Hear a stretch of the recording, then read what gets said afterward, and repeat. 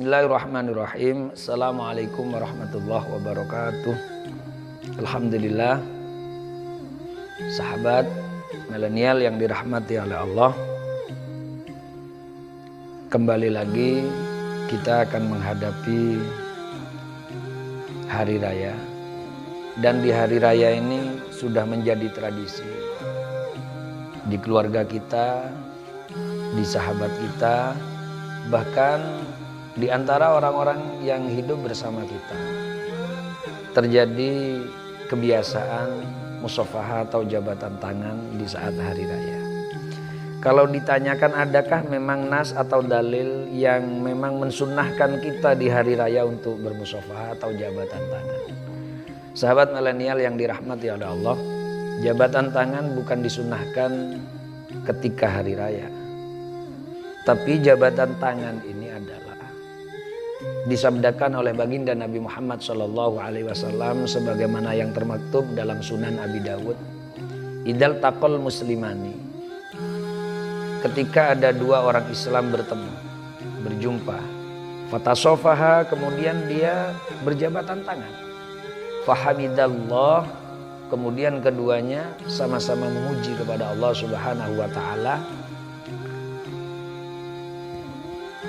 dan juga keduanya wastaghfarallah, bersama-sama mohon ampun kepada Allah Subhanahu wa Ta'ala. Ghafara lahuma, maka Allah mengampuni keduanya. Dari hadis ini bahwa musafahah disunnahkan ketika ada dua orang Islam berjumpa, maka dia disunatkan jabatan tangan. Dari hadis ini dijelaskan bahwa sunnahnya musafahah jabatan tangan setiap bertemu dengan sesama muslim. Nah, kalau ditanyakan apakah tradisi jabatan tangan salah? Tidak, justru itu adalah sunnah dari Rasulullah SAW. Kapanpun, dimanapun, saat apapun kita bertemu dengan orang Islam, maka disunahkan untuk berjabatan tangan biar mendapat maghfirah dari Allah Subhanahu wa Ta'ala. Sahabat milenial yang dirahmati oleh Allah, namun masalah jabatan tangan yang sudah sering dan menjadi tradisi di kalangan kita, ini bukan hanya di masalah jabatan tangan, tapi melihat siapa yang berjabatan tangan. Nah, ini kadang yang berjabatan tangan ini bukan mahramnya. Banyak yang bukan mahramnya. Mohon maaf, mahram ini kalau mau dibahas, termasuk bukan mahram adalah keponakan dari istri kita atau keponakan dari suami kita. Ini bukan mahram.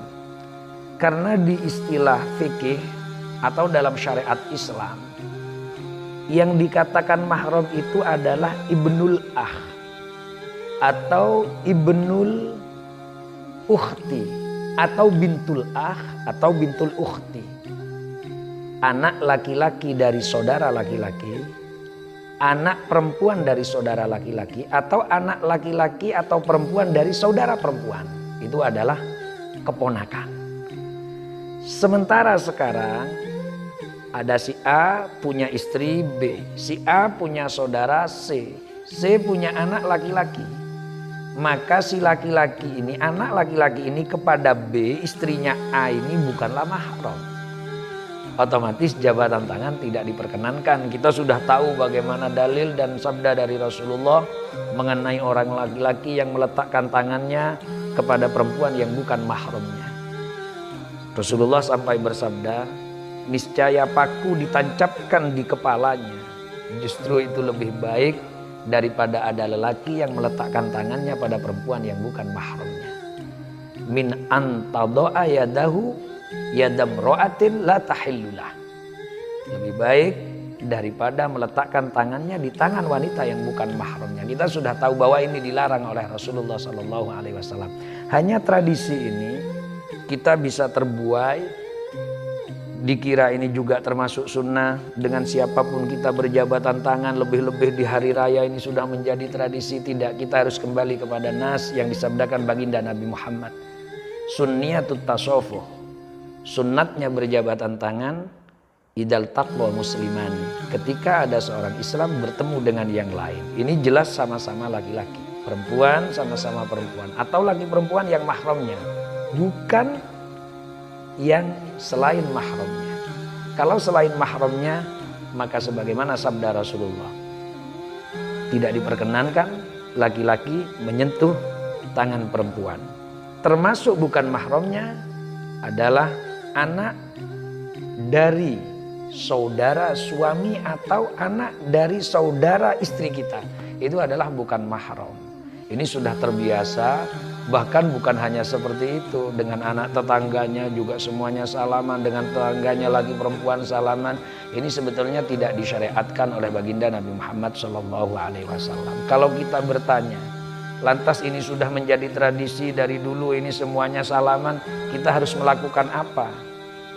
Ada hal yang seperti ini dilakukan oleh salaf, oleh orang-orang baik di kalangan kita sebelum kita. Saya tidak menyebut namanya, tapi beliau tetap menerima jabatan tangan dari siapapun, bahkan perempuan yang bukan mahramnya tapi ditutup tangannya. Mungkin ini untuk menghindari biar tetap dikatakan salaman tapi sebetulnya sama sekali tidak menyentuh.